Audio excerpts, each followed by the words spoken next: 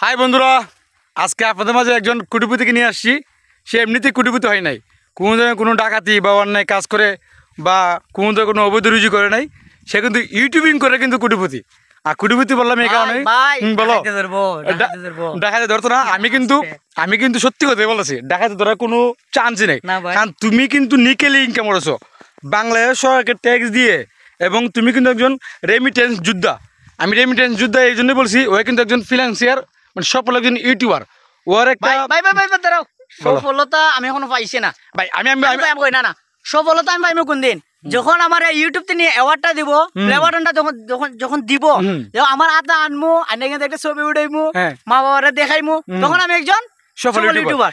এখন পর্যন্ত কিন্তু আমি নিজের সফলতা দ্বার প্রান্তে মনে করি না। ঠিক আছে, আমার কিন্তু আরো 5000 সাবস্ক্রাইবার লাগে। আমি কিন্তু আমি একজন সফলতা। আচ্ছা আমি বলি, তুমি এদিকে আসো, আমি বলি, আপনারা শুনবেন আমার কথাগুলো। যদি আমি ভুল বলি তাহলে আমাকে ভুলটা ধরিয়ে দিবেন কমেন্টের মাধ্যমে। সফলতার কোনো শেষ নেই। সে কিন্তু 6000 টাকা চাকরি না করে, ঠিক আছে, সে ইউটিউবিং শুরু করেছিল শূন্য থেকে, শূন্য সাবস্ক্রাইব থেকে ইউটিউবিং শুরু করেছিল। আলহামদুলিল্লাহ আজকে যাবৎ তার 95,000 সাবস্ক্রাইবার একটা চ্যানেল, আর চ্যানেলটার নাম হচ্ছে হবিগঞ্জ ওয়াজ মিডিয়া।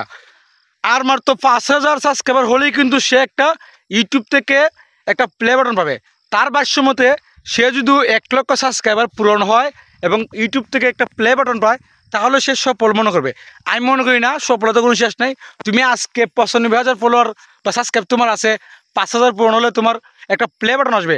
কিন্তু আমি দোয়া করি এবং মানুষগুলো তোমাকে আরও সাপোর্ট করবে, তুমি একদিন 1 মিলিয়ন সাবস্ক্রাইবার একটা চ্যানেল হবে ইনশাল্লাহ।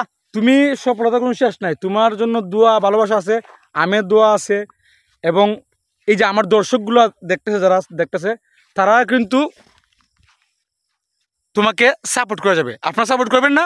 আমি আশা করি আপনারা সাপোর্ট করবেন। হবিগঞ্জ ওয়াজ মিডিয়া চ্যানেলটা ঘুরে আসবেন, এবং তার যে বাকি 5000 সাবস্ক্রাইবার দরকার তার ভাষ্য মতে সেটা আপনারা পূরণ করে দিবেন।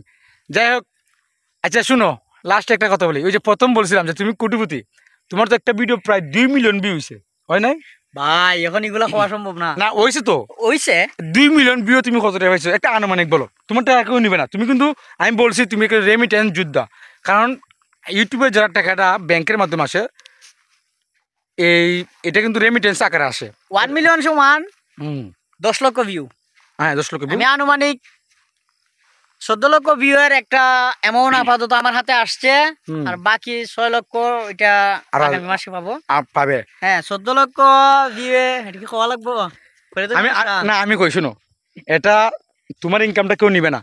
তোমার 1.4 মিলিয়ন ভিউ, মানে 14 লক্ষ ভিউ এর যে অ্যামাউন্টটা সে গত মাসে পাইছে, এবং এই মাসে কিন্তু আরো 6 লক্ষ ভিউ হয়েছে, টোটাল 2 মিলিয়ন ভিউ হয়েছে 2 মাসে।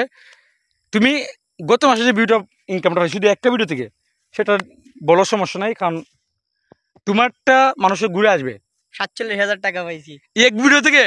আয় হায়, ওর তো লক্ষ টাকা, মানে 10 লক্ষ ভিউ কিন্তু 1 মিলিয়ন হয়, আর সে 14 লক্ষ ভিউ 47,000 টাকা পাইছে শুধু এক ভিডিও থেকে। মাশাল্লাহ মাশাল্লাহ, আল্লাহ তোমাকে আরো দেখ। আর আপনারা দোয়া করবা। আপনারা কিন্তু তারে, আমি যদি ভুল বলে দেখি, আপনারা যারা এই ভিডিওটা দেখতেছেন, আমি যদি ভুল বলে দেখি, আপনারা তার চ্যানেলটা ইউটিউবে সার্চ করবেন হবিগঞ্জ ওয়াজ মিডিয়া, গিয়ে পপুলার ভিডিওগুলো দেখবেন। এর মধ্যে একটা ভিডিও আছে মুরাদ সাহেবের, সম্ভবত ভিডিওটা না, স্বামী স্ত্রীর ওয়াজ যে ভিডিওটা, সেই ভিডিওটা ভাইরাল হয়েছে। যাই হোক, তোমার জন্য দোয়া ভালোবাসা হইলো। আর ঠিক আছে, আমরা মাঝে মধ্যে খাওয়াইও নাকি? আর আজকে কিন্তু খাওয়ানি লাগবে না, আমরা এমনি খুশি। আজকে সুন্দর একটা জায়গাতে যখন 1 লক্ষ সাবস্ক্রাইবার হইব, তখন সবার পাঠিয়ে দিবে, সব ভিউয়ারদের দাওয়াত দিয়ে নিয়ে আইমু কেন? যাই হোক, খুশি হলাম। দেখাই দিমু সবাই। আজকে কিন্তু শাহানা কিন্তু আমাকে সুন্দর একটা প্রকৃতির মধ্যে নিয়ে আসছে। শাহানকে ধন্যবাদ। যাই হোক শাহান, ভালো থাকবা আর এগিয়ে যাও।